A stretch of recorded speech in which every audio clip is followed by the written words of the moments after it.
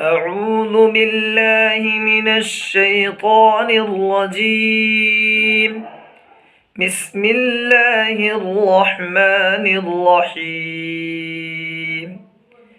فلما فصل طالوت بالجنود قال إن الله مبتليكم بنهر فمن شرب منه فليس مني ومن لم يطعمه فإنه مني إلا من اغترف غرفة بيده فشربوا منه إلا قليلا منهم فلما جاوزه هو والذين آمنوا معه قالوا لا طاقة لنا اليوم بجالوت وجنوده قال الذين يظنون أنهم ملاقو الله كم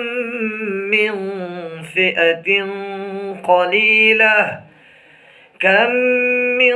فئة قليلة غلبت فئة كثيرة بإذن الله والله مع الصابرين.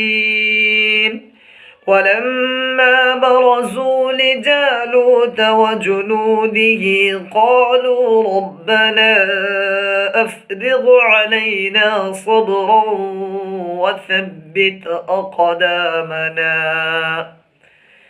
وثبت أقدامنا وانصرنا على القوم الكافرين فهزموهم بإذن الله وقتل داود جالوت وآتاه الله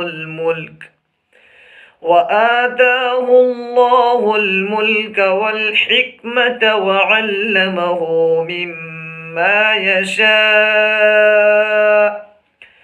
ولولا دفع الله الناس بعضهم ببعض لفسدت الأرض ولكن الله ذو فضل على العالمين. تلك آيات الله نتلوها عليك بالحق وإنك لمن المرسلين.